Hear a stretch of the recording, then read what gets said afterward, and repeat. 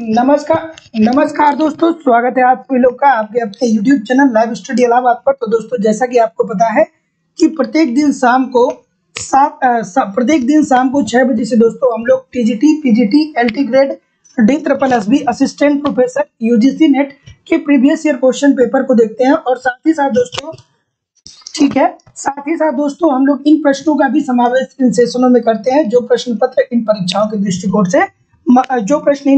दृष्टिकोण से महत्वपूर्ण है। ठीक है दोस्तों, हमारी इतिहास से संबंधित 2 क्लासेस चलती है शाम को। जो वर्तमान समय में आप देख रहे हैं ये 6 बजे से क्लास होता है, प्रैक्टिस क्लास होता है, जिसके अंतर्गत हम लोग ऑब्जेक्टिव क्वेश्चन को देखते हैं। जो दूसरी क्लास हमारी दोस्तों वो लाइव स्टडी इलाहाबाद के मोबाइल एप्लीकेशन पे होती है। यहाँ पे दोस्तों हम लोग इतिहास से संबंधित संपूर्ण कॉन्सेप्ट को पढ़ते हैं, अर्थात इतिहास के कालखंड के अनुसार दोस्तों पूरे कॉन्सेप्ट को देखा जाता है। क्योंकि अगर जो आपको कॉन्सेप्ट नहीं पता है दोस्तों इतिहास का अच्छे तरीके से, तो आप एग्जामिनेशन प्रश्न को अटेम्प्ट नहीं कर पाएंगे। ठीक है, ऑब्जेक्टिव क्वेश्चन से कुछ हद तक तो आप प्रैक्टिस कर सकते हैं, लेकिन इतना आपकी तैयारी बेहतर नहीं हो पाएगी कि केवल ऑब्जेक्टिव क्वेश्चन पढ़ के आप सिलेक्शन को प्राप्त कर पाए। ठीक है, तो लाइव स्टडी इलाहाबाद के मोबाइल एप्लीकेशन पे दोस्तों आपको पूरी इतिहास की क्लास पढ़ाई जा रही है। वहां पे आप जाइए, नीचे डिस्क्रिप्शन बॉक्स में वहां पे लिंक दिया गया है एप्लीकेशन का, एप्लीकेशन डाउनलोड करिए और वहां पे दोस्तों इतिहास के कॉन्सेप्ट क्लासेस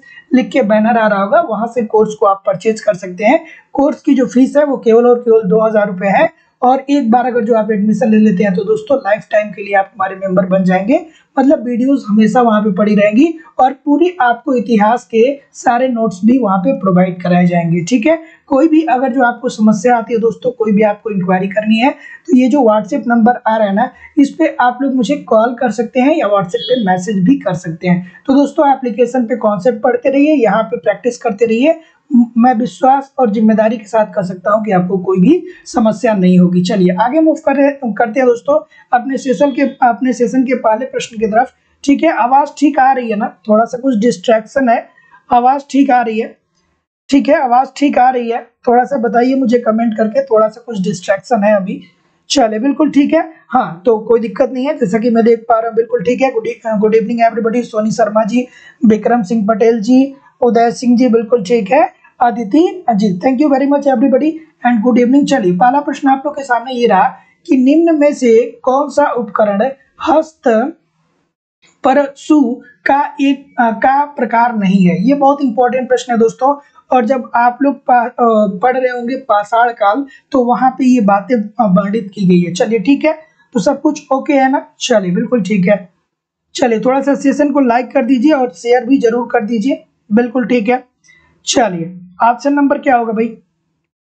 देखिए पहले तो आपको दोस्तों यहाँ पे ये जानना चाहिए कि हस्त परशु इसका क्या मतलब होता है। तो दोस्तों अगर जो आपने पाषाण काल में पढ़ा होगा तो मध्य पाषाण काल के अंतर्गत और नव पाषाण काल के अंतर्गत आपने पढ़ा था कि ये लोग क्या करने लगे थे। ये लोग एक तरीके से कुठार इसको बोला जाता था। क्या बोला जाता था? कुठार बोला जाता था। और इसमें पूछ रहा है कि हस्त परशु का प्रकार नहीं है, तो प्रकार जो नहीं है दोस्तों वो पेबुल है। पेबुल नहीं है दोस्तों, पेबुल और चापर आप पढ़े होंगे जब आपने पाषाण काल पढ़ा होगा दोस्तों, तो वहां पे आपने निम्न पाषाण काल में पढ़ा होगा कि ये जो पेबुल होते थे ना, ये क्या होते थे कि नदियों में जो पत्थर होते थे ना, वो नदियों के बहाव के कारण वो क्या होते थे दोस्तों, कट जाते थे। ठीक है, तो उसी को ये लोग क्या करते थे कि हथियार के रूप में शिकार करने के लिए इस्तेमाल करते थे। तो ऑप्शन नंबर जितने लोग भी यहाँ पे सी बोल रहे हैं सभी लोग का उत्तर यहाँ पे दोस्तों बिल्कुल ठीक हो जाएगा। अगले प्रश्न की तरफ मूव करेंगे। अगला प्रश्न ये रहा कि बसुली छेनी छेद वाला गोला पत्थर किस संस्कृति के हैं? चलिए बताइए कि बसुली कब आया, ठीक है, छेनी जो आप देखते हैं वो कब आया, छेद करने वाला कब आया, और गोल पत्थर है ये किस संस्कृति से संबंधित है? चलिए भाई बताइए, अच्छा सा प्रश्न है। ठीक है, चापर और पेबुल ये दोस्तों जब आप पढ़ेंगे पाषाण काल को तो वहां पे जब निम्न पाषाण काल को आप पढ़ेंगे तो वहां पे ये बात क्लियरली मेंशन किया गया है कि चापर और पेबुल क्या होता था कि नदियों में बड़े पत्थर होते थे जो नदियों के बहाव के कारण क्या होते थे, कट जाते थे और बाद में ये लोग क्या करते थे, उसको समानांतर वे में ढालते थे और उसी का उपयोग करते थे किस लिए, शिकार करने के लिए। ठीक है, अगला प्रश्न दोस्तों आप लोग के सामने ये रहा ऑप्शन नंबर, जैसा कि मैं देख पा रहा हूँ नवपाषाण युग की बात जितने लोग भी कर रहे हैं भैया बहुत अच्छा कर रहे हैं। देखिए जो नवपाषाण काल आता है ना, इसके अंतर्गत क्या होता है कि कुदाल, ठीक है, कुदाल का साक्ष्य मिलता है, छेनी का साक्ष्य मिलता है, हथौड़ी का साक्ष्य मिलता है, बसुली का साक्ष्य मिलता है। और नवपाषाण काल के लोग क्या हुए, कृषि में उन्नति हो गए, कृषि में इन लोगों ने क्या पाया, कृषि मतलब कृषि के क्षेत्र में उन्नतिशील हो गए, इस वजह से इन छोटे छोटे उपकरणों का भी वो क्या करने लगे, प्रयोग करने लगे। अगले प्रश्न की तरफ मूव करेंगे। अगला प्रश्न आपके सामने रहा कि इनमें से किन्हें भारत के प्राग इतिहास के अध्ययन को आरंभ करने का श्रेय जाता है। चलिए अच्छा सा प्रश्न है, सेशन को थोड़ा सा लाइक कर दीजिए दोस्तों और शेयर जरूर कर दिया करिए। ठीक है, चलिए स्टार्टिंग में थोड़ा सा डिस्ट्रैक्शन हो गया वॉइस प्रॉब्लम की वजह से, बट कोई दिक्कत नहीं है। तो दोस्तों सभी लोगों से निवेदन है कि सेशन को लाइक कर दिया करिए और शेयर भी जरूर कर दिया करिए। चलिए भाई बताइए कि इनमें से किन्हें भारत के प्राग इतिहास के अध्ययन को आरंभ करने का श्रेय जाता है दोस्तों। ठीक है, बिल्कुल ठीक है, बिल्कुल ठीक है, ठीक है, बिल्कुल। तो देखिए दोस्तों ऑप्शन नंबर क्या आ रहा है, तो जैसा कि मैं देख पा रहा हूं बिल्कुल ठीक है। तो जितने लोग भी क्या बोल रहे हैं, रॉबर्ट ब्रूस फूट, सभी लोग का उत्तर यहाँ पे दोस्तों बिल्कुल ठीक हो गया। रॉबर्ट ब्रूटफूस ने दोस्तों 1863 ईस्वी में क्या किया ना कि जो पाषाण कालीन बस्तियां हैं उनकी इन्होंने क्या की थी दोस्तों, खोज की थी। और ये कौन थे दोस्तों, पुरातत्ववेदा थे। तो ऑप्शन नंबर जितने लोग भी क्या बोल रहे हैं, बी बोल रहे हैं, सभी लोग का उत्तर यहाँ पे बिल्कुल ठीक हो जाएगा। अगले प्रश्न की तरफ मूव करेंगे कि सैंधव सभ्यता के बाट सैंधव सभ्यता के बाट किस संख्या के गुणक होते थे। बहुत अच्छा सा प्रश्न है। ठीक है, बहुत अच्छा सा प्रश्न है कि ये बताइए कि सैंधव सभ्यता के जो बाट होते थे वो किस संख्या के गुणक थे। अच्छा सा प्रश्न है, बिल्कुल ठीक है। दोस्तों थोड़ा सा सेशन को लाइक भी कर दिया करिए और शेयर भी जरूर कर दिया करिए, क्योंकि जब आप लोग शेयर करेंगे ना संख्या थोड़ी इंक्रीज होगी तो क्लास में और मजा आएगा। ठीक है, बिल्कुल ठीक है। ऑप्शन नंबर क्या होगा भाई, बिल्कुल ठीक है, ठीक है। तो देखिए दोस्तों जो सैंधववासी थे ना, ये माप तौल की इकाई ये 16 के गुणक में करते थे। ठीक है, और इनका जो अनुपात था 1 के बाद 2 था, 2 के बाद 4 था, 4 के बाद 8 था, 8 के बाद 16 था। ठीक है, तो जितने लोग भी क्या कर रहे हैं, और 16 के बाद सीधे 160 था। तो इस बात को दोस्तों ध्यान में रखिएगा। ठीक है, तो सैंधव सभ्यता के बाट किस संख्या के गुणक होते थे, तो ये दोस्तों 16 के गुणक होते थे। तो जितने लोग भी ऑप्शन नंबर क्या बोल रहे हैं, बी बोल रहे हैं, सभी लोग का उत्तर है दोस्तों बिल्कुल ठीक हो जाएगा। अगले प्रश्न की तरफ मूव करेंगे। अगला प्रश्न आपके सामने रहा कि यूनानियों को कपास का ज्ञान भारतीयों से हुआ, वे इसको कहते थे, मतलब जो यूनानी थे उनको कपास का ज्ञान कहां से हुआ, भारतीयों से हुआ। जब यूनानी भारत में आए तो उनको कपास का ज्ञान हुआ और उनको ये पता चला कि कपास से क्या किए जा सकते हैं, कपड़े बनाए जा सकते हैं। ठीक है, लेकिन इस कपास को वो यूनानी अपने भाषा में क्या कहते थे, बेसिकली आपको बताना है। चलिए भाई बताइए, बिल्कुल ठीक है। ऑप्शन नंबर क्या होगा, बिल्कुल ठीक है, ठीक है,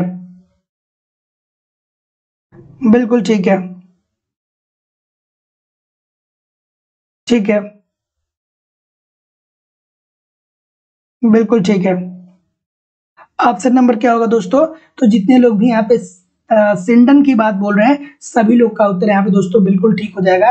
देखिए यूनानियों ने कपास को कहा क्या, सिंडन, और ये कपास कहाँ पे पाया जाता था दोस्तों, ये सिंधु घाटी के अंतर्गत देखने को मिला था। तो इसी वजह से जो यूनानी थे इसको सिंडन का नाम दिए थे। ऑप्शन नंबर जितने लोग भी सी बोल रहे हैं सभी लोग का उत्तर बिल्कुल ठीक है। अगला प्रश्न आपके सामने रहा कि कौन सी धातु सिंधवासियों को ज्ञात नहीं थी, मतलब सिंधु घाटी की जो सभ्यता थी इसके अंतर्गत कौन सी ऐसी धातु है जो उन लोगों को पता नहीं था। चलिए भाई बताइए, ठीक है, बिल्कुल ठीक है। तो दोस्तों थोड़ा सा निवेदन है कि सेशन को लाइक कर दीजिए और शेयर भी जरूर कर दीजिए। ठीक है, चलिए इस प्रश्न का उत्तर करिए।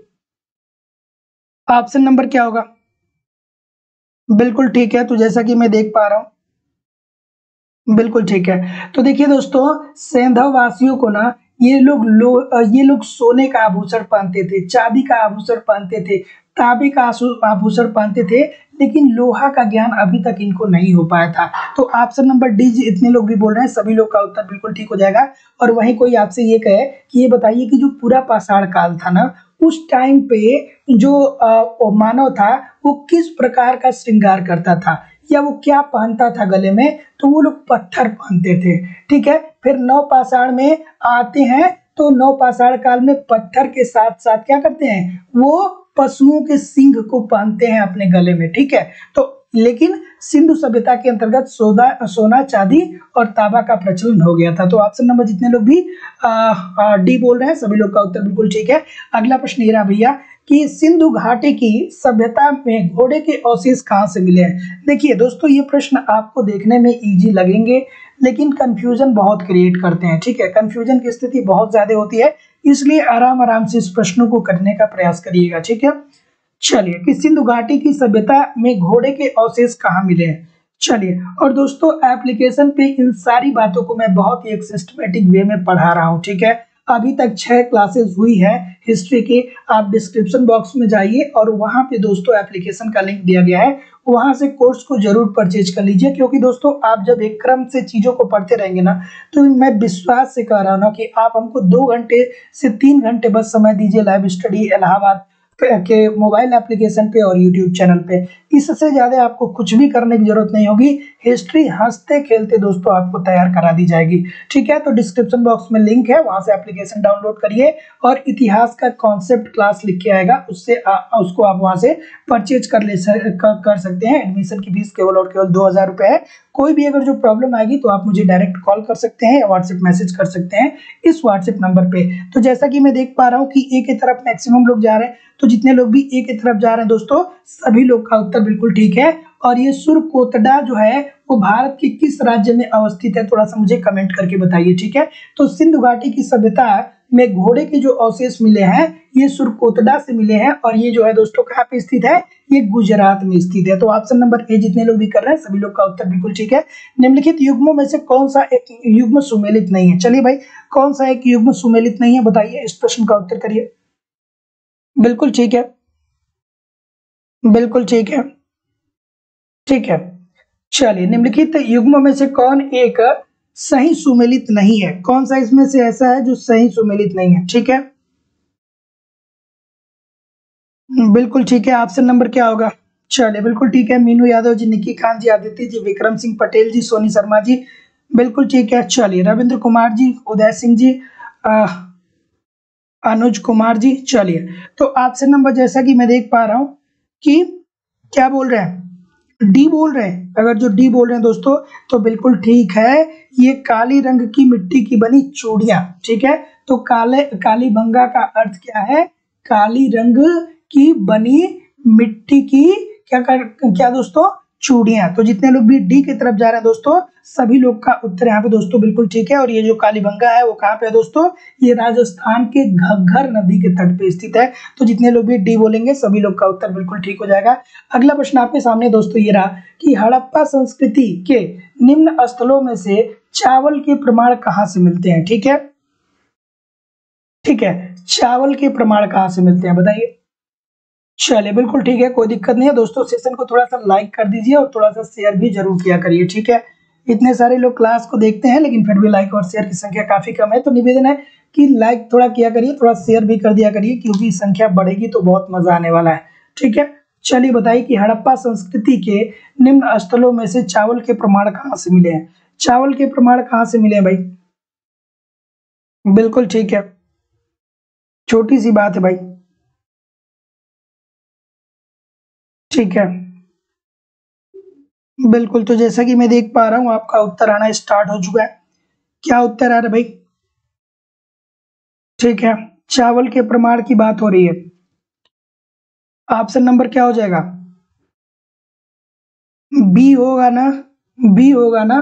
चावल से संबंधित साक्ष्य की बात करें तो लोथल होगा ना दोस्तों। तो जितने लोग भी लोथल की बात बोल रहे हैं सभी लोग का उत्तर यहाँ पे बिल्कुल ठीक हो जाएगा। Option number B according to the question this is the right answer हो जाएगा। अगला प्रश्न रहा कि वह कौन सा मौर्य राजा जिसने अपने राजकुटुंब को त्याग कर जैन धर्म को स्वीकार कर लिया था। ठीक है, चलिए इजी सा प्रश्न है, करिए इस प्रश्न का उत्तर कि वह कौन सा राजा था जिसने अपने राजकुटुंब को क्या कर दिया था, त्याग करके वो जैन धर्म को स्वीकार कर लिया था। चलिए बताइए।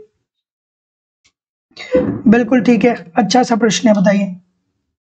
बिल्कुल ठीक है, आई थिंक ये सारे प्रश्न आपको पता होंगे बट कोई दिक्कत नहीं है। चलिए बताइए। बिल्कुल ठीक है, चलिए बिल्कुल। तो देखिए दोस्तों जितने लोग भी क्या बोल रहे हैं, बी बोल रहे हैं ना, सभी लोग का उत्तर बिल्कुल ठीक है कि जो चंद्रगुप्त मौर्य था ना, ये अपने अंतिम दिनों में क्या किया कि अपने राजकुटुंब को त्याग दिया और उसके बाद वो जैन धर्म को स्वीकार कर लिया। और इनके जो गुरु हुए ना भैया चंद्रगुप्त मौर्य के, वो जैन गुरु जो हुए वो कौन थे, भद्रबाहु। तो जैन शिक्षा किसने लिया, किससे लिया था इन्होंने, भद्रबाहु से लिया था। ठीक है, सॉरी बाहु से लिया था, भद्रबाहु से लिया था। तो ऑप्शन नंबर जितने लोग भी बी बोल रहे हैं सभी लोग का उत्तर बिल्कुल ठीक है। किस विदेशी यात्री ने चंद्रगुप्त की राजसभा में प्रवेश किया था। अब ये भी इजी सा ही प्रश्न है, कोई दिक्कत नहीं है। चंद्रगुप्त मौर्य की राजसभा में प्रवेश किसने किया था। अब देखिए यहाँ पे थोड़ा सा कंफ्यूजन होता है दोस्तों, ठीक है, कंफ्यूजन होता है। हर्षवर्धन, ह्वेनसांग, चंद्रगुप्त मौर्य, मेगास्थनीज, इन चारों में क्या होता है, बहुत सारा मिक्सअप लोग करते हैं। ठीक है, चलिए मिक्सअप नहीं करना है। चलिए तो जैसा कि मैं देख पा रहा हूं कि आप लोग क्या बोल रहे हैं, ठीक है, तो जितने लोग भी बोल रहे हैं मेगास्थनीज, सभी लोग का उत्तर यहाँ पे दोस्तों बिल्कुल ठीक है।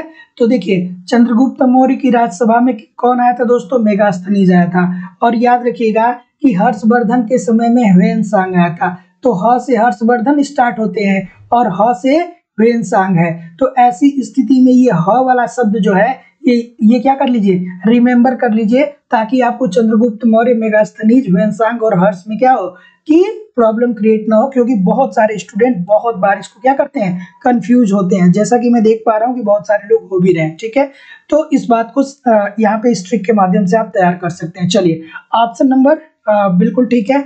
अगले प्रश्न की तरफ मूव करेंगे कि कौटिल्य का अर्थशास्त्र किस विषय पर विस्तृत निबंध है। ठीक है, जो कौटिल्य का अर्थशास्त्र है वो किस विषय पे विस्तृत निबंध है, चलिए बताइए।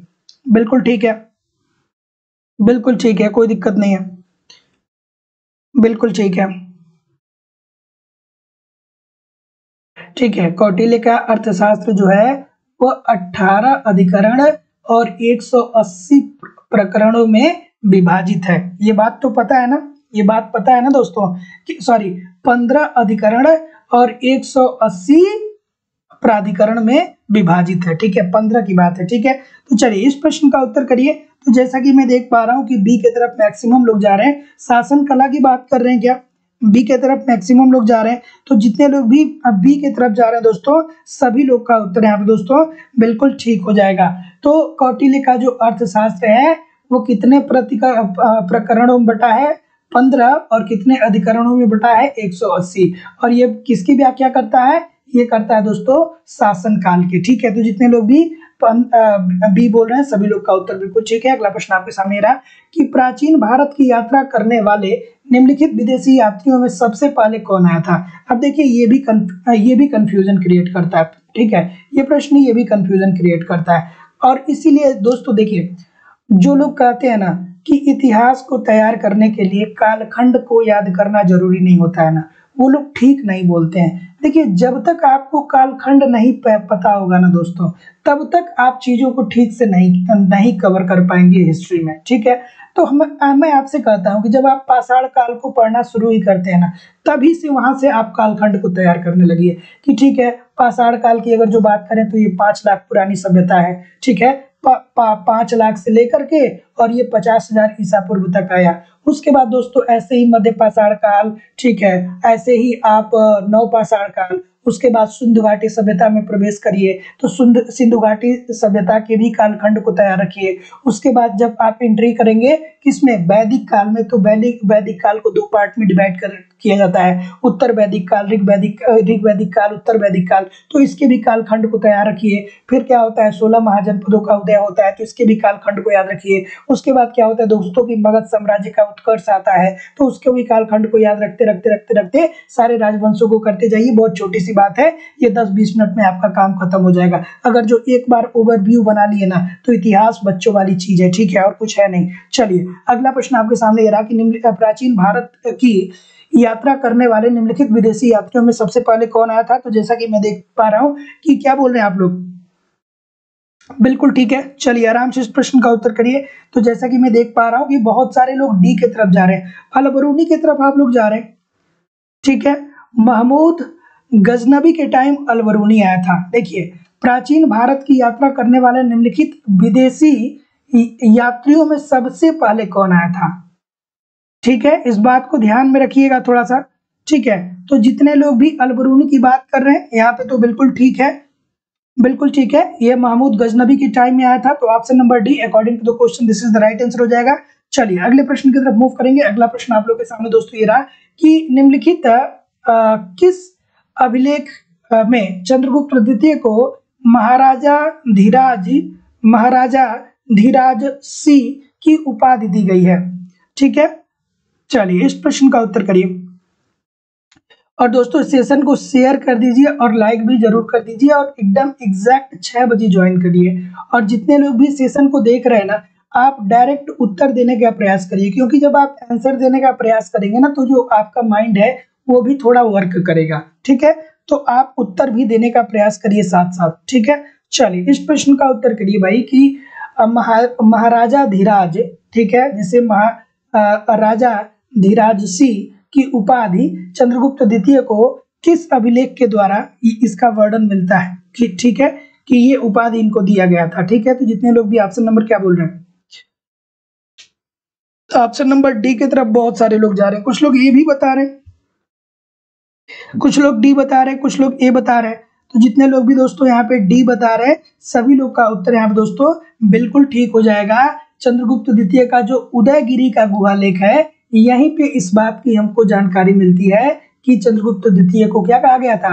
महाराजा धीराज कहा गया था। तो option number D according to the question बिल्कुल ठीक है। अगले प्रश्न की तरफ मूव करेंगे कि महमूद गजनबी द्वारा गुजरात के सोमनाथ मंदिर के नष्ट किए जाने के उपरांत निम्नलिखित किस शासक उद्धार किया? ठीक है, तो देखिए दोस्तों, जो महमूद गजनबी था ना, वो केवल और केवल सोमनाथ पे आक्रमण इसलिए किया था ना कि सोमनाथ मंदिर में दोस्तों जो गुजरात में पड़ता है, यहाँ पे स्वर्ण बहुत ज्यादा था, सोना बहुत ज्यादा था। तो ये जो महमूद गजनबी था ना, ये सोना लूटने बस वहां पे गया था, और ये सोना लूट के क्या कर गया दोस्तों, यहाँ से फिर वापस चला गया, ठीक है। और इसी क्रम में क्या किया, मराठों ने इनके ऊपर क्या कर दिया, आक्रमण कर दिया, और इनके बहुत सारे जो ये सोना ले जा रहे थे वो रास्ते में ही क्या कर लिए, छीन लिए, ठीक है।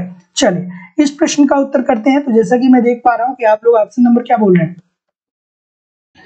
बी की तरफ बहुत सारे लोग जा रहे हैं, जयसिंह की तरफ बहुत सारे लोग जा रहे हैं, बिल्कुल ठीक है, ठीक है। तो देखिए दोस्तों, जितने लोग भी यहाँ पे जयसिंह की तरफ जा रहे हैं, आप बिल्कुल गलत है, और जितने लोग भी कुमारपाल की तरफ जा रहे हैं दोस्तों, सभी लोग का उत्तर बिल्कुल ठीक है। ये जो कुमारपाल था ना, ये चालुक्य वंश का एक शासक था, ठीक है। ये किस वंश का शासक था? चालुक्य वंश का शासक था, और ये एक बहुत ही महत्वाकांक्षी राजा था। तो जब सोमनाथ मंदिर को लूट के महमूद गजनबी चला गया ना, तो उसके बाद ये सोमनाथ मंदिर का पुनः क्या किया, पुनः निर्माण करवाने का कार्य किया। निर्माण नहीं कर सकते, मतलब पुनः शुद्धिकरण करवाने का कार्य किया। तो ऑप्शन नंबर, जितने शुद्धिकरण करवाने का कार्य किया, तो जितने लोग भी डी बोल रहे हैं, सभी लोग का उत्तर बिल्कुल ठीक है।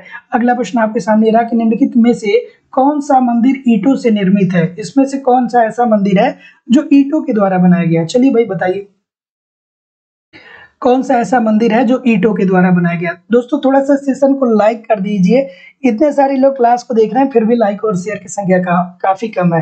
तो निवेदन है कि आपकी जिम्मेदारी है, क्लास आपकी है, तो थोड़ा सा लाइक करिए, थोड़ा सा शेयर करिए। चलिए बताइए इस प्रश्न का उत्तर कि निम्नलिखित में से कौन सा मंदिर ईंटों से निर्मित है? चलिए अच्छा सा प्रश्न है, ईंट से निर्मित मंदिर बेसिकली आपको बताना है, ठीक है। तो ऑप्शन नंबर क्या होगा भाई? बिल्कुल ठीक है, ठीक है। तो ऑप्शन नंबर जितने लोग भी बोल रहे हैं, सिरपुर का लक्ष्मण मंदिर, सभी लोग का उत्तर यहाँ पे दोस्तों बिल्कुल ठीक है। और ये किसके द्वारा बनवाया गया था?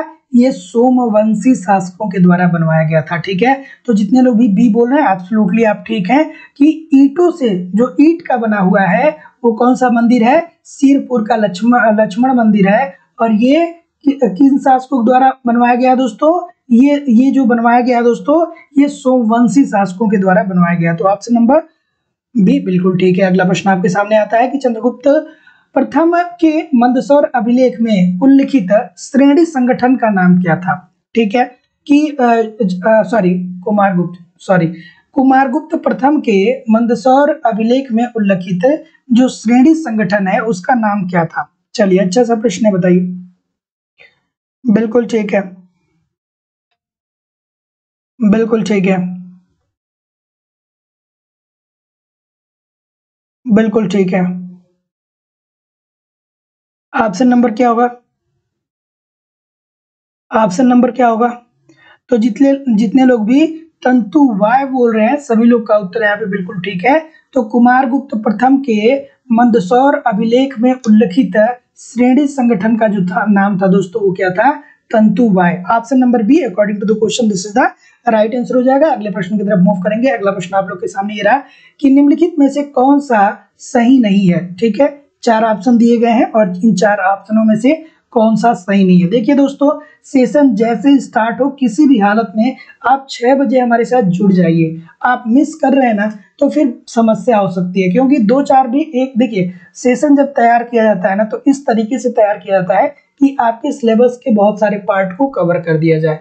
और अगर जो आप 2-3 क्वेश्चन मिस करते हैं ना तो आप 1-2 चैप्टर को क्या कर देंगे, मिस कर देंगे। ठीक है, तो आपको मैक्सिमम आउटकम नहीं मिल पाएगा। तो सेशन को पूरा ज्वाइन करिए और वीडियो जब सेव हो जाए दोस्तों प्लेलिस्ट में तो 1-2 बार देखा भी करिए। चलिए, तो इस प्रश्न के बारे में अगर जो हम लोग कहें कि निम्नलिखित में से कौन सा सही नहीं है, कौन सा इसमें से सही नहीं है भाई, बताइए कौन सा इसमें से सही नहीं है। बिल्कुल ठीक है, अब ये बच्चों वाला प्रश्न है, कॉमन सेंस की बात है। ठीक है, तो देखिए दोस्तों ऑप्शन नंबर क्या हो जाएगा, ऑप्शन नंबर जितने लोग भी यहाँ पे एक ही बात करेंगे ना सभी लोग का उत्तर बिल्कुल ठीक हो जाएगा कि स्कंदगुप्त की मृत्यु के साथ ही गुप्त साम्राज्य का अंत हो गया। नहीं भैया, स्कंदगुप्त की जब मृत्यु हुई ना उसके बाद क्या हुआ ना कि जो गुप्त साम्राज्य था वो बिखरने लगा, अंत नहीं हुआ, बिखरने लगा। गुप्त की जो सत्ता थी, गुप्तों की जो सत्ताएं थी वो कमजोर होने लगी, इनका शासन बिखरने लगा। मतलब जो एक गुप्त साम्राज्य अपनी दृढ़ता के लिए जाना जाता था, अब स्कंदगुप्त के बाद वो क्या हो गया, कमजोर हो गया। लेकिन ऐसा नहीं हुआ कि इनकी जस्ट मृत्यु के बाद गुप्त राजवंश का पतन हो गया। ठीक है, तो जितने लोग भी ए बोल रहे हैं सभी लोग का उत्तर बिल्कुल ठीक है। अगले प्रश्न की तरफ मूव करेंगे कि तोलकाप्पियम नामक संगम साहित्य किस विषय से संबंधित है। चलिए अच्छा सा प्रश्न है, ये तो बहुत इंपॉर्टेंट है, ये अक्सर आपके एग्जाम में पूछा जाता है। तोलकाप्पियम नामक, ठीक है ठीक है, तोलकाप्पियम नामक संगम साहित्य किस विषय से संबंधित है। ऑप्शन नंबर क्या होगा, चलिए सोनी शर्मा जी, मीनू यादव जी, आदित्य जी, निक्की जी, अनुज कुमार जी, रविंद्र कुमार जी। ठीक है, बिल्कुल ठीक है, राकेश कुमार जी, आदित्य जी, विक्रम सिंह पटेल जी। चलिए इस प्रश्न का उत्तर करिए। तो ऑप्शन नंबर जैसा कि मैं देख पा रहा हूँ, क्या बोल रहे हैं भैया, व्याकरण बोल रहे हैं क्या, व्याकरण बोल रहे हैं क्या। ठीक है, बिल्कुल ठीक है। तो जितने लोग भी बोल रहे हैं कि तोलकाप्पियम नामक संगम साहित्य किस भाषा से संबंधित है, तो ये व्याकरण भाषा का, व्याकरण से संबंधित है दोस्तों, और ये बेसिकली तमिल भाषा में लिखा गया है। तो जितने लोग भी ऑप्शन नंबर बी बोल रहे हैं सभी लोग का उत्तर यहाँ पे बिल्कुल ठीक है। अगले प्रश्न की तरफ मूव करेंगे कि प्रारंभिक तमिल साहित्य में निम्नलिखित में से कौन महाकाव्य था। बहुत अच्छा सा प्रश्न, बहुत प्यारा सा प्रश्न है। ठीक है, अक्सर पूछे जाने वाला प्रश्न है, और जितने भी क्वेश्चनों को आप लोग देख रहे हैं ना दोस्तों, ये एक बार नहीं कई कई बार पूछे जा चुके हैं। चलिए बताइए। बिल्कुल ठीक है, बिल्कुल ठीक है, बिल्कुल ठीक है। ऑप्शन नंबर क्या होगा कि प्रारंभिक तमिल साहित्य में निम्नलिखित में से कौन महाकाव्य थे। ठीक है, ठीक है, तो जितने लोग भी डी की तरफ जा रहे हैं ना कि शिल्प चिकारम तथा मणि मेखलम, सभी लोग का उत्तर यहाँ दोस्तों बिल्कुल ठीक हो जाएगा। तो ऑप्शन नंबर डी जितने लोग भी बोल रहे हैं सभी लोग का उत्तर ठीक है। अगले प्रश्न की तरफ मूव करेंगे। अगला प्रश्न रहा कि निम्नलिखित वक्तव्यों पे आपको विचार करना है और आपको सही उत्तर देना है। कथन दिया गया है और कारण दिया गया है। चलिए भाई बताइए, कथन दिया गया है और कारण दिया गया। चलिए आराम से इस प्रश्न का उत्तर करिए। ठीक है, और दोस्तों स्टिल इतने सारे लोग क्लास को देख रहे हैं, फिर भी लाइक की संख्या जितने लोग लाइव हैं उससे भी कम है, तो थोड़ा सा निवेदन है कि सेशन को लाइक कर दिया करिए, शेयर भी जरूर कर दिया करिए। चलिए बताइए कि निम्नलिखित वक्तव्यों पे आपको विचार करना है और नीचे दिए गए कोड को सही तरीके से आपको चुनना है। चलिए चुनिए। अगर जो हम बात करें दोस्तों, तो अरिकामेडु हिंद रोम व्यापार का एक केंद्र था। क्या ये बात ठीक है? क्या ये बात ठीक है? क्या ये बात ठीक है? तो भाई बात तो 100% ठीक है। बहुत बार इसको पढ़े होंगे, हिस्ट्री आप पढ़े होंगे। तो अरिकामेडु की खुदाई से बड़ी संख्या में रोम के सिक्के मिले हैं। और देखिए कितने सारे लोग डी की तरफ जा रहे हैं। क्यों डी की तरफ जा रहे हैं भैया? ऑप्शन नंबर ए हो जाएगा ना। और ध्यान से देखिए, ए और आर दोनों सही है और आर ए की सही व्याख्या भी कर रहा है। कैसे कर रहा है? देखिए अरिकमेडु जो है यहाँ हिंद रोम व्यापार का केंद्र था। ऐसा कैसे पता चलता है? पुरातात्विक साक्ष्य से ही तो पता चलता है ना दोस्तों। और जब पुरातात्विक साक्ष्य हुआ तो जो ये अरिकमेडु है इसकी जब खुदाई हुई तो यहाँ से रोम के सिक्के मिले, तो जिससे ये पता चलता है कि जो अरिकमेडु स्थान था वो हिंद और रोम का क्या था?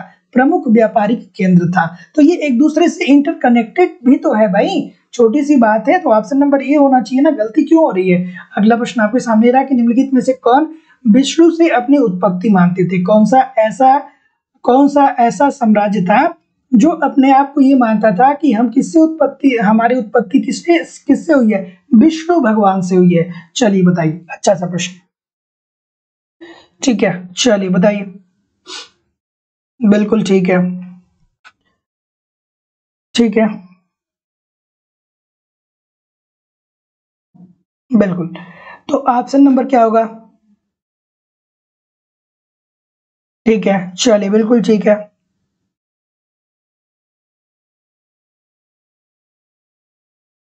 फिर से गलती हो रही है, बहुत सारी गलतियां हो रही हैं, है ना? बहुत सारी गलतियां हो रही हैं, बहुत सारी। मुझे लग रहा है कि किसी के पास कोई क्लू ही नहीं है, सभी लोग ए बी सी की तरफ बस जा रहे हैं। ठीक है, देखिए दोस्तों, तोड़े मान करके दोस्तों एक तरीके से कह सकते हैं शासक हुआ करते थे। तो उनका ये मानना था कि हमारी जो उत्पत्ति हुई है ना वो किससे हुई है? विष्णु से हुई है। ठीक है, और ये जो चोल जब आ रहे हैं आपके सामने तो आपको याद आना चाहिए दोस्तों कि ये नौसेना में इनका क्या रहा? प्रथम स्थान रहा। ठीक है, चलिए आगे भी प्रश्न आएंगे तो मैं करवाता रहूंगा, कोई दिक्कत नहीं है। अगला प्रश्न आपके सामने रहा कि निम्नलिखित में से किस ग्रंथ में बहुपति प्रथा का साक्ष्य मिला है? मतलब क्या करती थी? एक औरत एक से ज्यादा पुरुष से वो विवाह कर सकती थी, मतलब एक से ज्यादा वो पति रख सकती थी। ठीक है, ये साक्ष्य किस ग्रंथ से देखने को मिला है? चलिए बताइए। ठीक है, अच्छा सा प्रश्न है, बिल्कुल ठीक है।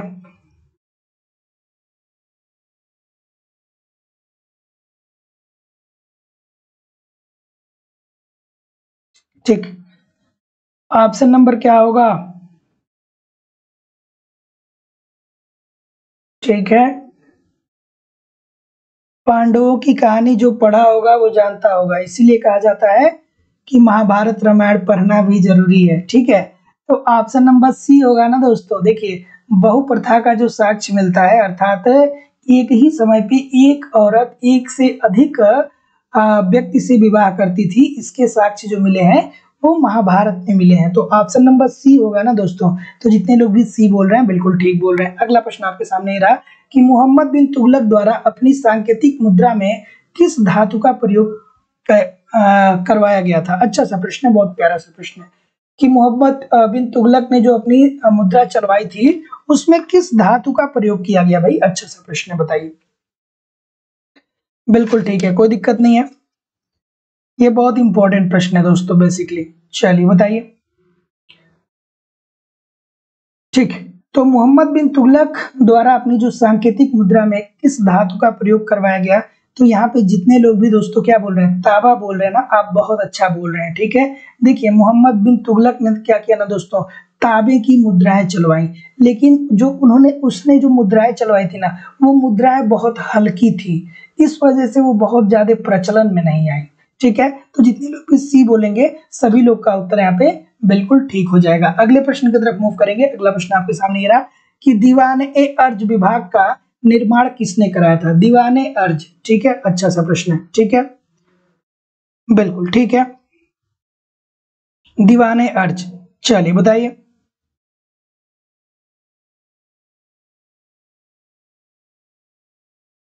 बिल्कुल ठीक है, बिल्कुल, चलिए। तो दीवाने अर्ज जो था दोस्तों, वो क्या था बेसिकली, अपनी जो सैन्य जो अपनी बेसिकली जो दीवाने अर्ज था, वो अपनी सैनिक व्यवस्था को सुधारने के लिए किसके द्वारा ये स्थापित किया गया था दोस्तों, या निर्माण करवाया गया था? तो वो करवाया गया था दोस्तों किसके द्वारा? गयासुद्दीन बलबन के द्वारा। ठीक है, तो सैन्य व्यवस्था को सुदृढ़ बनाने के लिए गयासुद्दीन बलबन के द्वारा दीवाने अर्ज की स्थापना की गई थी। तो option number C according to the question बिल्कुल ठीक है। अगले प्रश्न की तरफ मूव करेंगे। देखिए, बाजार नियंत्रण बहुत इंपॉर्टेंट है कि बाजार नियंत्रण किस दिल्ली के सुल्तान से संबंधित है। अब ये आपको पता होना चाहिए दोस्तों, बहुत इंपॉर्टेंट है बाजार नियंत्रण। ठीक है, ठीक है, ये किसका शासक था भाई? ये खिलजी वंश का था। ठीक है, खिलजी वंश का था। इसने दोस्तों बाजार के क्षेत्र में बहुत ही महत्वपूर्ण योगदान दिया और बहुत ही महत्वपूर्ण कार्य किया था। ठीक है, बताइए। ठीक है,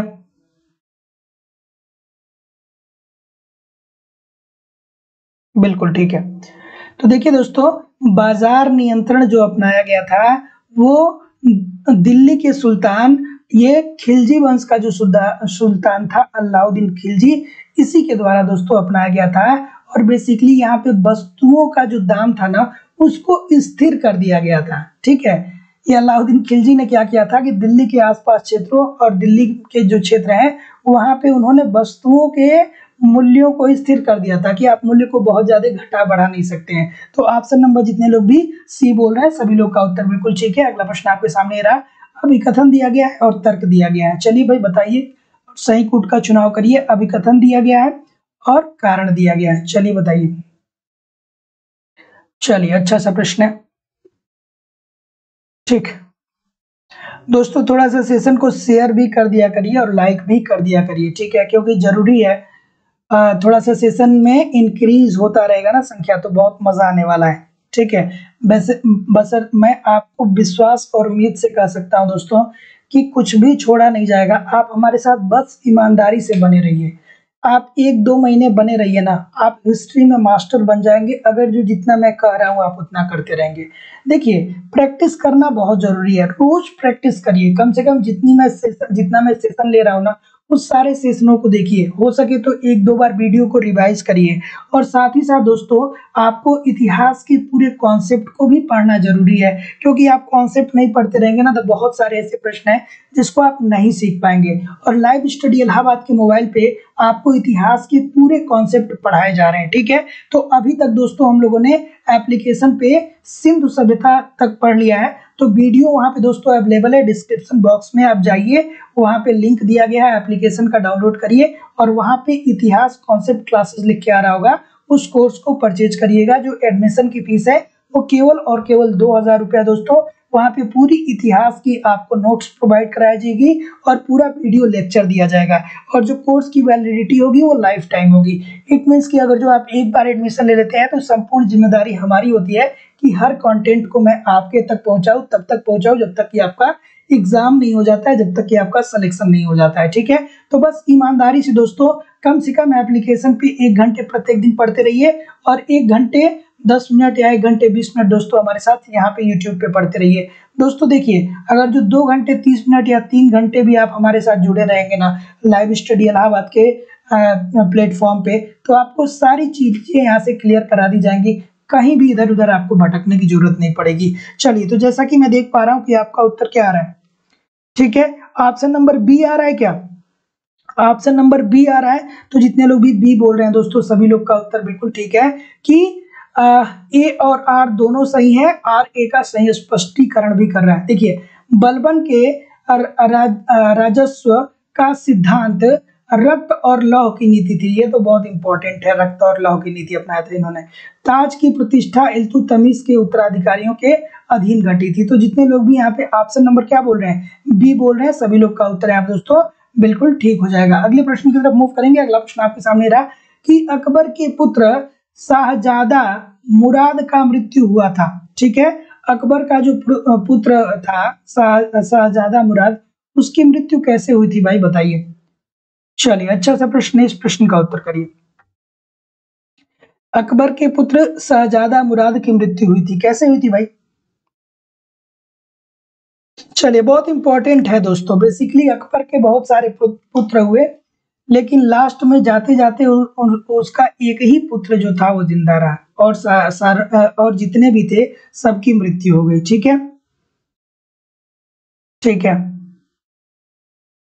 ठीक है। तो अकबर का जो सबसे बड़ा पुत्र था वो कौन था? जहांगीर था। और जहांगीर ही जो था दोस्तों ना, वो अकबर के अंतिम समय तक वो क्या था, जीवित था। लेकिन और अकबर के जितने भी पुत्र हुए सबकी मृत्यु किसी न किसी कारणवश हो गई। और ये जो शाहजादा मुराद था ना, ये अत्यधिक मदपान अर्थात अत्यधिक मदिरा पीने की वजह से इसकी मृत्यु हो गई थी। तो जितने लोग भी सी बोल रहे हैं सभी लोग का उत्तर यहाँ पे दोस्तों बिल्कुल ठीक हो जाएगा। तो इस बात को याद रखिएगा। ठीक है, तो अकबर का सबसे बड़ा पुत्र कौन था? अकबर का सबसे बड़ा पुत्र कौन था दोस्तों? जहांगीर था। मैंने शाहजहां बोल दिया था क्या? ठीक है, जहांगीर था अगर जो मैंने बोल दिया था, तो ठीक है, इसके लिए क्षमा चाहते हैं। तो ऑप्शन नंबर क्या हो जाएगा दोस्तों? सी हो जाएगा। तो अकबर का सबसे बड़ा पुत्र था दोस्तों जहांगीर। और जहांगीर ही एक ऐसा उसका पुत्र था अकबर का, जो अकबर के अंतिम समय भी उसके साथ था। अदरवाइज अकबर के जितने भी पुत्र थे उनकी मृत्यु किसी न किसी कारणवश हो गई थी। ठीक है, अगले प्रश्न की तरफ मूव करेंगे कि हुमायूं जीवन भर लुढ़कता रहा, लुढ़क कर ही इस जीवन से मुक्त हो गया, ये किस विद्वान ने कहा? चलिए बताइए। ये तो अच्छी बात है। देखिए, हुमायूं का भी जीवन दोस्तों बहुत ही इंटरेस्टिंग रहा है। ठीक है, हाँ ठीक है, मैंने शायद गलत शब्द बोल दिया था, कोई दिक्कत नहीं। ठीक है, कि हुमायूं जो था जीवन भर, हुमायूं की बात करें दोस्तों तो आप लोगों को दो युद्ध याद आने चाहिए। कोई युद्ध याद आ रहा है? उस युद्ध का नाम बताइए जब हुमायूं पराजित हो गया था और फिर चला गया था। 15 वर्ष बाद इधर, 15 वर्ष इधर, 15 वर्ष बाद आया और इसने क्या कर दिया, चढ़ाई कर दिया और फिर अपनी सत्ता एक बार अपने हाथों में ले लिया। ठीक है, तो वो कौन सा युद्ध था सबको याद होना चाहिए। ठीक है, तो ऑप्शन नंबर क्या हो जाएगा दोस्तों? जितने लोग भी बी की बात बोल रहे हैं दोस्तों, सभी लोग का उत्तर बिल्कुल ठीक हो जाएगा। स्टेपली लेनपुल ने कहा था ये बात कि हुमायूं जीवन भर लुढ़कता रहा और लुढ़क कर ही क्या हो गया दोस्तों, वो जीवन से मुक्त हो गया। ऑप्शन नंबर जितने लोग भी बी बोल रहे हैं दोस्तों, सभी लोग का उत्तर बिल्कुल ठीक हो जाएगा। अगला प्रश्न आपके सामने रहा कि निम्नलिखित बादशाहों में से किसने अपने सिंहासन रोहड़ के पश्चात 12 प्रसिद्ध आदेश जारी किए? अच्छा सा प्रश्न है। ठीक है, बिल्कुल ठीक है, ठीक है। हाँ, बिलग्राम और कन्नौज का युद्ध। ठीक है, बिल्कुल ठीक है।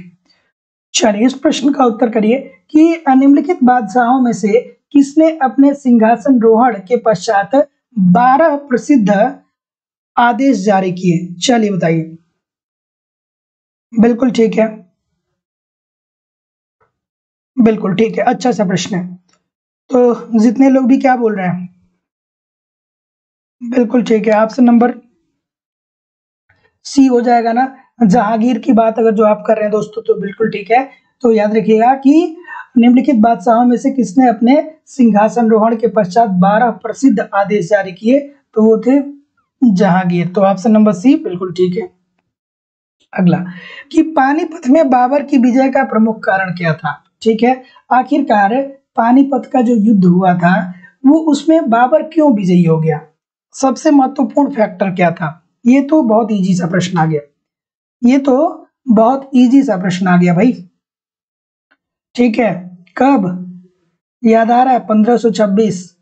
ठीक है, 1526 याद आना चाहिए कि नहीं आना चाहिए? इब्राहिम लोदी और बाबर के बीच ये युद्ध हुआ था, जिसमें इब्राहिम लोदी की क्या हो गई थी? हार हो गई थी, और इसी कारण से मुगल सत्ता जो थी दोस्तों वो स्थापित हो गई। ठीक है, तो क्यों भैया इब्राहिम लोदी क्यों बाबर से हार गया? इसलिए हार गया कि जो बाबर थे, इन्होंने पहली बार तोपों का इस्तेमाल किया। ठीक है, तोप का इस्तेमाल किया किसमें? युद्ध में। तो इस वजह से क्या हुआ दोस्तों कि इनकी विजयी हो गई। तो ऑप्शन नंबर जितने लोग भी ए बोल रहे हैं सभी लोग का उत्तर बिल्कुल ठीक हो जाएगा। अगला प्रश्न आपके सामने रहा कि निम्नलिखित बादशाहों में किसने इंग्लिश ईस्ट इंडिया कंपनी को सूरत में फैक्ट्री स्थापित करने की अनुमति दी थी? ठीक है, ठीक है, चलिए अच्छा सा प्रश्न है, करिए इस प्रश्न का उत्तर। और दोस्तों थोड़ा सा लाइक और शेयर भी जरूर कर दिया करिए, निवेदन है आप सभी लोगों से। इतने सारे लोग क्लास को देख रहे हैं फिर भी लाइक और शेयर की संख्या काफी कम है। चलिए बताइए भाई, तो ऑप्शन नंबर क्या हो जाएगा? ठीक है, तो निम्नलिखित बादशाहों में से किसने इंग्लिश ईस्ट इंडिया कंपनी को सूरत में फैक्ट्री स्थापित करने का क्या दिया दोस्तों? अनुमति प्रदान किया। तो जैसा कि मैं देख पा रहा हूं, बिल्कुल ठीक है। तो देखिए दोस्तों 6 फरवरी 1913 में फरमान जारी किया गया, किसके द्वारा? अंग्रेजों के द्वारा। और इसी के बाद दोस्तों जहांगीर ने क्या कर दिया कि ये इस बात की अनुमति दे दी कि आप क्या करिए, आइए और फैक्ट्री स्थापित करिए। कहां पर? सूरत में। तो ऑप्शन नंबर जितने लोग भी सी बोल रहे हैं दोस्तों सभी लोग का उत्तर यहाँ पे बिल्कुल ठीक है। अगले प्रश्न की तरफ मूव करेंगे कि कौन अकबर का समकालीन होते हुए भी आईन ए अकबरी में उल्लेखित नहीं है? ये अच्छा सा प्रश्न है। ठीक है, आईने अकबरी, आप सभी लोग को पता है दोस्तों कि आईने अकबरी जो है दोस्तों ये किससे संबंधित है? अकबर से संबंधित है, लेकिन उसमें किसका उल्लेख नहीं मिलता है। ठीक है, ठीक है, चलिए बिल्कुल ठीक है,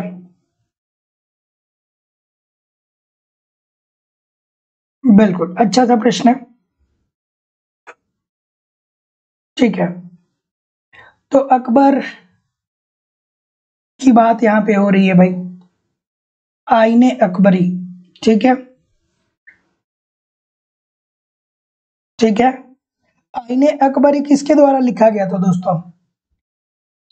आईने अकबरी कौन लिखा था बताइए, या अकबरनामा किसने लिखा था बताइए?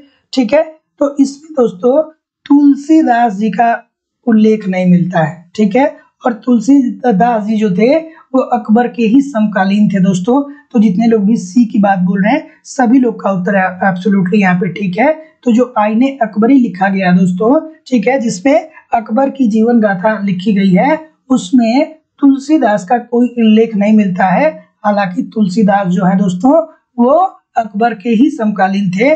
और जितने लोग भी अबुल फजल की बात बोल रहे हैं सभी लोग का उत्तर यहाँ पे बिल्कुल ठीक है, आईने अकबरी अबुल फजल के द्वारा लिखा गया था।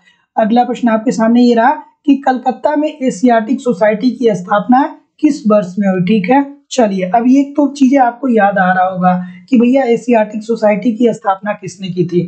ठीक है, चलिए बताइए। सर विलियम जोन्स ने किया था, लेकिन अब कब किया था बताइए? कलकत्ता में एशियाटिक सोसाइटी की स्थापना की गई थी। ठीक है, बिल्कुल ठीक है। तो ऑप्शन नंबर क्या होगा भैया? अच्छा देखिए, हमने ये बात तो बहुत पढ़ा है, ठीक है, बहुत पढ़ा है कि कलकत्ता में एशियाटिक सोसाइटी की स्थापना जो की गई थी वो 1784 में सर विलियम जोन्स के द्वारा की गई थी। लेकिन भैया क्यों की गई थी? तो इसलिए एशियाटिक सोसाइटी की स्थापना कोलकाता में सर विलियम जोन्स के द्वारा की गई थी ताकि जो भारत के वेद हैं, जो भारत के ग्रंथ हैं, इसका अंग्रेजी में अनुवाद किया जा सके। ठीक है, ये तो हम सभी लोग बहुत बार पढ़ते हैं कि कलकत्ता में एशियाटिक सोसाइटी की स्थापना 1784 में सर विलियम जोन्स ने किया। लेकिन भैया ये एशियाटिक सोसाइटी की स्थापना किया क्यों? तो इसलिए किया कि जो हमारे महत्वपूर्ण वेद जो थे या जो हमारे ग्रंथ थे, जो हमारे पुराण थे, ठीक है, जो आर्यणक थे, उसका ये अनुवाद क्या कर सके? अंग्रेजी भाषा में कर सके। तो ऑप्शन नंबर ए बिल्कुल ठीक है। अगला प्रश्न आपके सामने रहा कि निम्नलिखित में से कौन बंगाल का प्रथम नवाब था? चलिए बंगाल का प्रथम नवाब इजी सी बात है। चलिए अनुज कुमार जी, उदय सिंह जी बिल्कुल ठीक है। रमेश सरोज जी, निक्की खान जी, अदिति जी, सोनी शर्मा जी, रवि चौहान जी, राकेश कुमार जी, रविंद्र कुमार जी, बिल्कुल ठीक है। रक्षित जयंत जी, बिल्कुल ठीक है। बिल्कुल रमेश सरोज जी बोल रहे हैं कि भारतीय ग्रंथों का अनुवाद करने के लिए, एब्सोल्युटली राइट है, ठीक है। एशियाटिक सोसाइटी की जो स्थापना हुई थी वो उसी के लिए हुई थी, बिल्कुल ठीक है। अगला प्रश्न आपके सामने ये रहा कि निम्नलिखित में से कौन बंगाल का प्रथम नवाब था। चलिए भैया, बंगाल का प्रथम नवाब कौन था आपको बेसिकली बताना है। तो जितने लोग भी ऑप्शन नंबर क्या बोल रहे हैं, ठीक है, ऑप्शन नंबर ए बोल रहे हैं ना, मुर्शीद कुली खां। तो दोस्तों याद रखिएगा कि बंगाल का जो प्रथम नवाब था वो था Murshid Quli Khan. Option number A according to the question this is the right answer हो जाएगा। तो जैसा कि मैं देख पा रहा हूं कि आप लोग का उत्तर यहाँ पे आ रहा है ना, उत्तर बिल्कुल ठीक है, ठीक है। और दोस्तों ये जो मुर्शीद खां था ना दोस्तों, ये किसके द्वारा नियुक्त किया गया था, ये जो औरंगजेब था उसी के द्वारा ये बंगाल का सूबेदार नियुक्त किया गया था। और यही दोस्तों मुर्शीद कुली खां बाद में चल करके बंगाल का प्रथम नवाब बना था, ठीक है। चलिए अगले प्रश्न की तरफ मूव करेंगे। अगला प्रश्न आपके सामने रहा कि निम्नलिखित में से कौन सा वायसराय साहित्यकार होने के नाते साहित्य जगत में ओवन मेरिडिथ के नाम से प्रसिद्ध है। अच्छा सा प्रश्न है, बहुत बार पूछा गया है। चलिए बताइए, ओवन मेरिडिथ। चलिए बिल्कुल ठीक है, बिल्कुल ठीक है,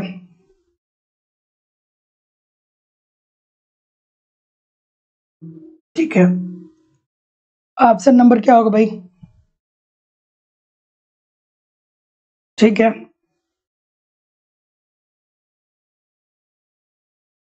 ठीक है।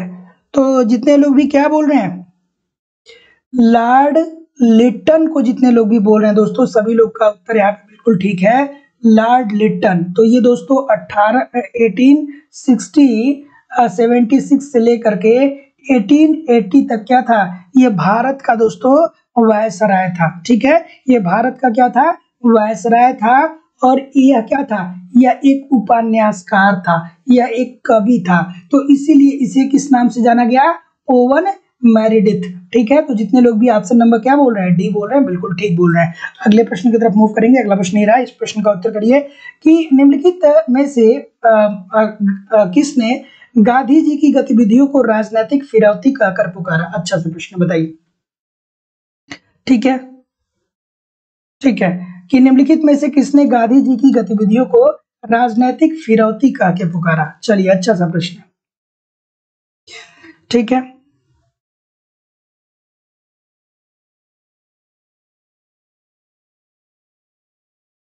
बिल्कुल ठीक है।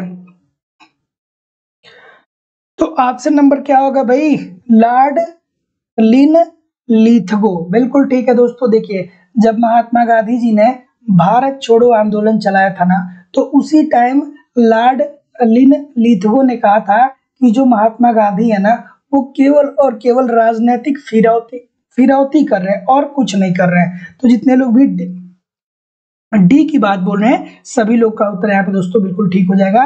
तो लॉर्ड लिन लिथगो ने जब महात्मा गांधी जी के द्वारा भारत छोड़ो आंदोलन चलाया गया था, तो उसी के संदर्भ में लॉर्ड लिन लिथगो ने कहा था कि महात्मा गांधी जो है वो क्या करते हैं, केवल और केवल राजनीतिक फिरौती करते हैं। अगले प्रश्न की तरफ मूव करेंगे। अगला प्रश्न रहा कि दक्षिण भारत में पहला ब्रिटिश कारखाना निम्न में से कहाँ स्थित था, ठीक है। यह दक्षिण भारत की बात हो रही है, ध्यान से देखिएगा, ठीक है, गलतियां होती हैं।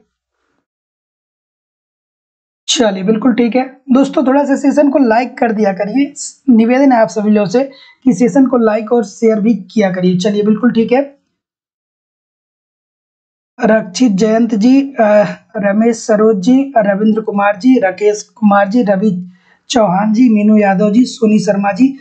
दोस्तों इंटरेस्टिंग लग रहा है कि नहीं, मजा आ रहा है कि नहीं। देखिए आप लोग को मजा आना चाहिए, मेरा उद्देश्य ये रहता है ना कि सेशन को इस तरीके से किया जाए ना कि आप हंसते खेलते हुए सेशन को एंजॉय करें, आपको थोड़ा भी बर्डन महसूस ना हो, ये ना लगे कि यार पढ़ाई कर रहे हैं, ठीक है। जब आपको ये लगने लगेगा कि आप पढ़ाई कर रहे हैं ना, तो आप पूरी अच्छी तरीके से चीज़ों को नहीं सीख पाएंगे। तो मैं दोस्तों आप लोगों से यही कहता हूँ कि जब आप हमारे साथ सेशन में जुड़िए ना, तो इस भाव से जुड़िए कि ज़िंदगी में आपने इतना मेहनत किया, इतना इतिहास पढ़ा है, तो कुछ ना कुछ चीज़ें तो आपको आ ही रही होगी। तो अगर जो चलिए 30% चीज़ें आ रही हैं, 50% चीज़ें आ रही हैं, तो कोई दिक्कत नहीं है। 30%, 50% आ रही हैं, 60% आ रही हैं, 70%, जितना भी आपका रिजल्ट आ रहा है, उससे विश्वास कर रहा हूँ कि आप हमारे साथ 1-2 महीने जुड़ के तो देखिए, आपको नहीं अगर जो उसमें 20, 25, 30% की बढ़ोतरी होगी तो फिर कहिएगा।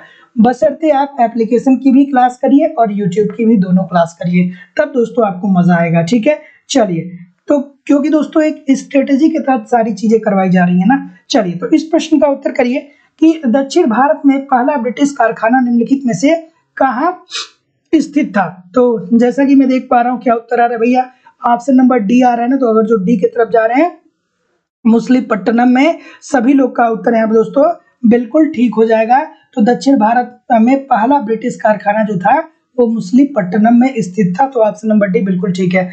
अगले प्रश्न की तरफ मूव करेंगे। अगला प्रश्न है कि किस वायसराय ने भारत में औपनिवेशिक आर्थिक संरचना का विकेंद्रीकरण किया था। बहुत प्यारा सा प्रश्न है भाई, बताइए। चलिए, बिल्कुल ठीक है। राकेश कुमार जी, रवि चौहान जी बिल्कुल ठीक है। मीनू यादव जी, निक्की जी बिल्कुल ठीक है, बिल्कुल ठीक है। चलिए, बिल्कुल सही है, कोई दिक्कत नहीं। किस वायसराय ने भारत में औपनिवेशिक आर्थिक संरचना का विकेंद्रीकरण किया। अच्छा सा प्रश्न। तो ऑप्शन नंबर क्या हो जाएगा। ठीक है, चलिए,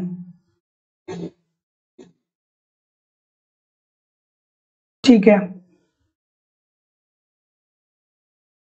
ऑप्शन नंबर क्या हो जाएगा, सी होगा या ए होगा। आराम से देखिए प्रश्न को।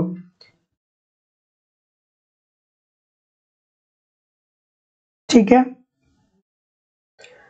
तो क्या उत्तर होगा, सी होगा ना दोस्तों। तो जितने लोग भी सी बोल रहे हैं, मेयो साहब की बात बोल रहे हैं, सभी लोगों का उत्तर यहाँ पे बिल्कुल ठीक हो जाएगा। तो किस वायसराय ने भारत में औपनिवेशिक आर्थिक संरचना का विकेंद्रीकरण किया। तो ये लॉर्ड मेयो ने किया। और लॉर्ड रिपन के बारे में दोस्तों आपको याद आना चाहिए, जनगणना के संदर्भ में इनका नाम आता है। ठीक है, जनगणना शुरुआत करने का श्रेय किसको जाता है, रिपन साहब को जाता है। तो जितने लोग भी यहाँ पे सी की बात कर रहे हैं दोस्तों, सभी लोग का उत्तर यहाँ पे बिल्कुल ठीक हो जाएगा। ठीक है,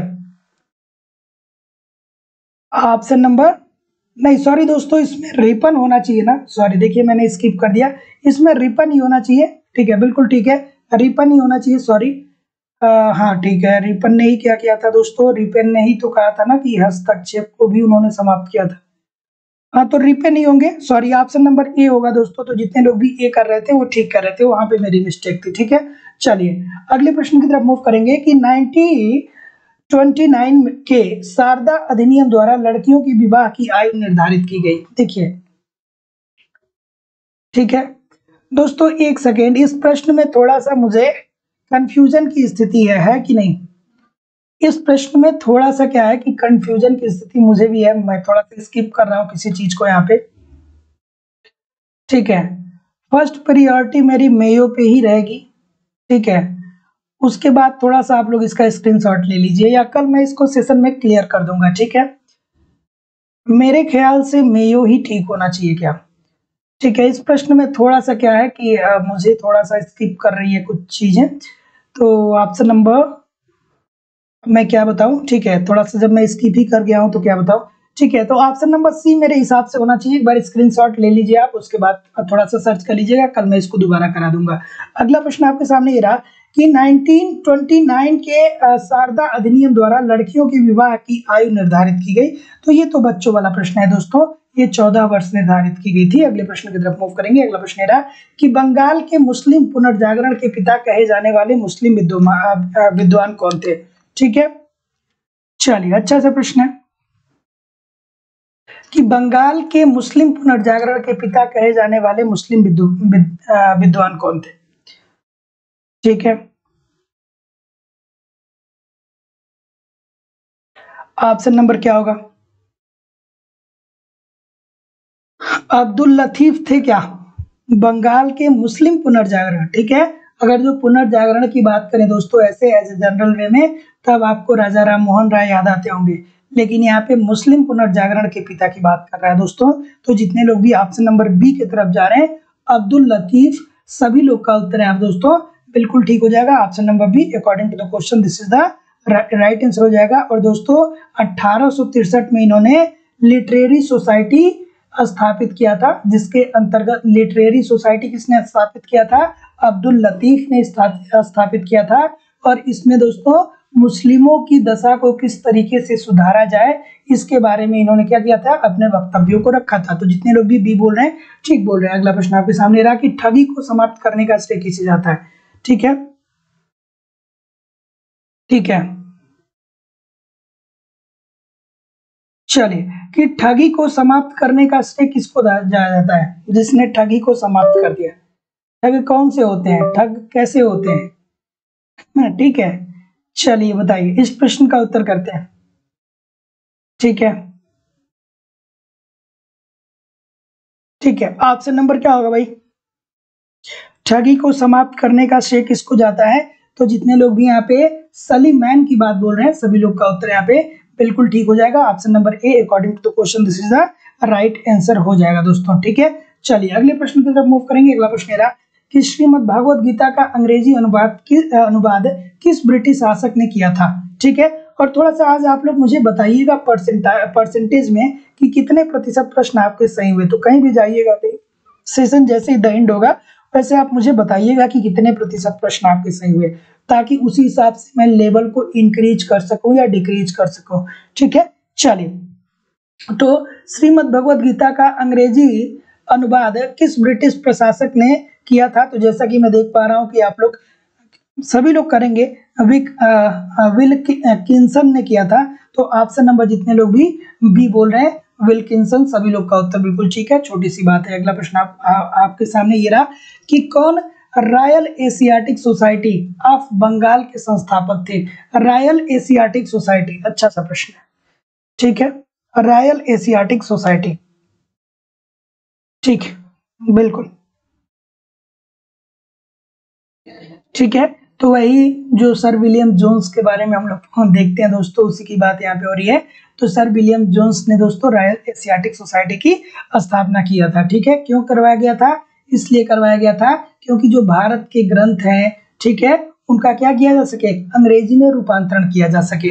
अगला प्रश्न आपके सामने रहा कि भारत की स्वतंत्रता के समय भारतीय राष्ट्रीय कांग्रेस के अध्यक्ष कौन थे? अब ये बच्चों वाला प्रश्न आ गया। अब ये पॉलिटी की भी, अगर जो आप थोड़ी बहुत पॉलिटी भी पढ़े होंगे तो पॉलिटी में भी ये प्रश्न बनता है।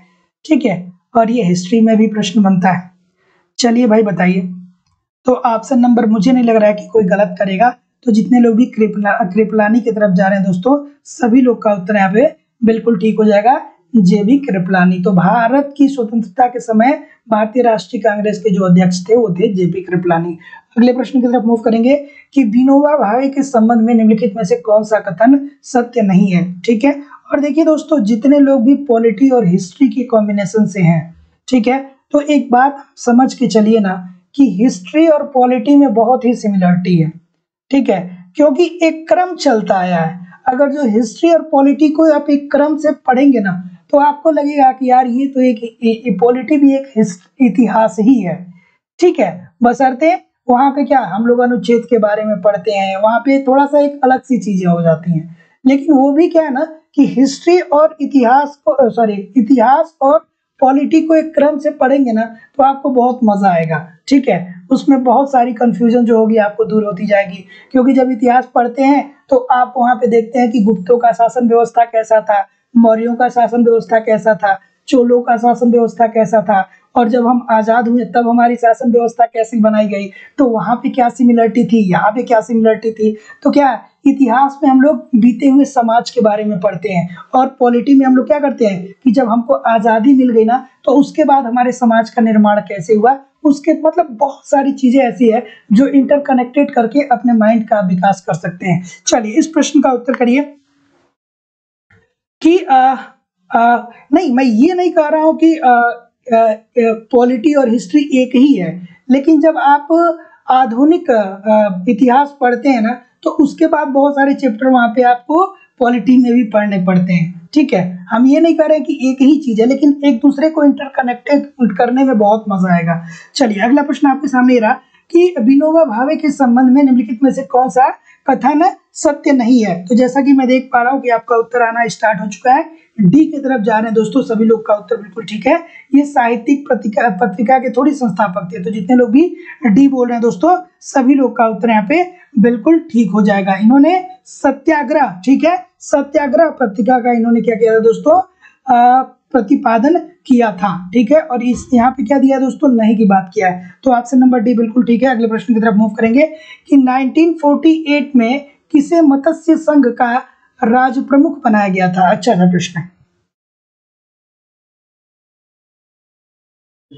चलिए आराम से इस प्रश्न का उत्तर करिए।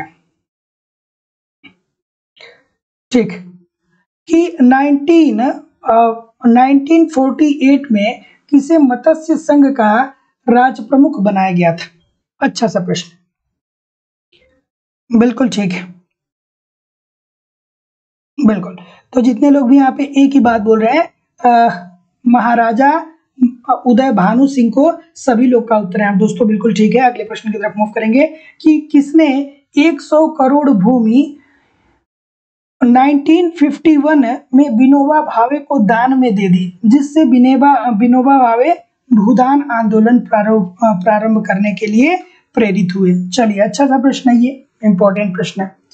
ठीक है, तो किसने दिया था। ठीक है, तो जितने लोग भी बोल रहे हैं देरीदे रामचंद्र रेड्डी, वेरीदे रामचंद्र रेड्डी, सभी लोग का उत्तर यहाँ पे बिल्कुल ठीक है। अगले प्रश्न की तरफ मूव करेंगे, थोड़ा जल्दी करेंगे क्योंकि इकोनॉमिक्स का भी सेशन शुरू करना है। चलिए, कि निम्नलिखित में से किस वर्ष वर्षा समझौता के देशों और नाटो के बीच यह घोषित करते हुए कि अब वह शत्रु नहीं रहे, शीत युद्ध की समाप्ति को प्रकट करती संधि की गई। चलिए अच्छा सा प्रश्न करिए, बिल्कुल ठीक है। ऑप्शन नंबर क्या होगा, सी होगा ना। तो जितने लोग भी 1990 की बात बोल रहे हैं दोस्तों, सभी लोग का उत्तर ठीक है। अगले प्रश्न की तरफ मूव करेंगे कि संयुक्त राजस्थान राज्य के पुनर्गठन की प्रसंविदा के निम्नलिखित में से किसे रियायती शासक को उसके जीवन भर के लिए महाराज प्रमुख बनाया गया था। अच्छा सा प्रश्न, बिल्कुल ठीक है, बिल्कुल। तो ऑप्शन नंबर जितने लोग भी क्या बोल रहे हैं, मेवाड़ बोल रहे हैं, अर्थात सी बोल रहे हैं, सभी लोग का उत्तर ठीक है। तो याद रखिएगा कि संयुक्त राजस्थान राज्य के पुनर्गठन की संविधा में निम्नलिखित में से किसे रियासती शासक को उसके जीवन भर के लिए महाराज प्रमुख बनाया गया था, तो वो था दोस्तों मेवाड़। ऑप्शन नंबर सी बिल्कुल ठीक है। अगला प्रश्न आपके सामने रहा कि निम्नलिखित में से कौन राज्य पुनर्गठन आयोग का सदस्य नहीं था। राज्य पुनर्गठन आयोग का सदस्य इसमें से कौन सा नहीं था। ठीक है, राज्य पुनर्गठन आयोग आपको दोस्तों डेट आ रहा होगा याद, ठीक है, 1953 में। ठीक है, तो इसमें कौन सदस्य नहीं था, तो दोस्तों जितने लोग भी डी बोल रहे हैं, शशिपाद बनर्जी, सभी लोग का उत्तर बिल्कुल ठीक है। चलिए, तो ऑप्शन नंबर डी बिल्कुल ठीक है। आगे दोस्तों कोई भी प्रश्न नहीं रहा, लेकिन कहीं भी जाइएगा नहीं, कितने प्रतिशत प्रश्न आपके सही हुए आप जरूर कमेंट करके बताइए। और दोस्तों लाइव स्टडी इलाहाबाद के मोबाइल एप्लीकेशन पे आपको इतिहास की कॉन्सेप्ट की क्लास भी पढ़ाई जा रही है, आप वहां पे कॉन्सेप्ट पढ़िए, यहाँ पे प्रैक्टिस करिए, आपको कोई भी समस्या नहीं होने वाली है दोस्तों, ये मैं विश्वास के साथ कर सकता हूँ। डिस्क्रिप्शन बॉक्स में आपको एप्लीकेशन का लिंक मिल जाएगा, वहां पे आप जाइए, एप्लीकेशन को डाउनलोड कर लीजिए, फिर वहां पे आपको इतिहास कॉन्सेप्ट क्लासेस लिख करके एक कोर्स होगा, उसको वहां पे परचेज कर लीजिएगा। जो एडमिशन की फीस है केवल और केवल दोस्तों 2000 रुपए है। वहां पे आपको सारे वीडियो लेक्चर मिलेंगे इतिहास के। ठीक है, अभी तक वहां पे सिंधु सभ्यता को कंप्लीट करा दिया गया है। अभी मतलब कब, अभी तो कल ही परसों से क्लास वहां पे स्टार्ट हुआ है, तो एकदम न्यू बैच है, कोई दिक्कत नहीं है। तो वहां पे जाइए और साथ ही साथ दोस्तों वहां पे अपने आप को रजिस्टर करिए। अगर जो आपको कोई भी समस्या आती है तो इस नंबर पे आप मुझे डायरेक्ट कॉल कर लीजिए कि सर कोर्स को परचेज करने में कोई दिक्कत आ रही है, या आप व्हाट्सएप पे मैसेज कर दीजिए। ठीक है, वहाँ पे इतिहास के आपको सारे नोट्स भी दिए जाएंगे और सारी चीजें आपकी पूरी सहायता वहाँ पे की जाएगी, आपको कहीं भी इधर उधर भटकने की जरूरत नहीं पड़ेगी। ठीक है, चलिए मैं आपकी कमेंट को पढ़ लेता हूँ। Aditya ji, Meenu ji, Tasneem Khan ji, thank you very much. Uday Singh ji thank you very much, Nikki Khan ji thank you very much, Anuj ji बोल रहे हैं कि 10 रॉन्ग हुए, ठीक है कोई बात नहीं है, ठीक है इतना ज़्यादा सेशन हुआ, अगर जो 10 क्वेश्चन रॉन्ग हुए तो कोई बड़ी बड़ी बात नहीं है। देखिए बड़ी बात इतनी सी बस है कि आप लगातार मेहनत करिए, प्रयास करिए। मिलेंगे दोस्तों नेक्स्ट क्लास में कल शाम को 6 बजे, तब तक के लिए नमस्कार, धन्यवाद।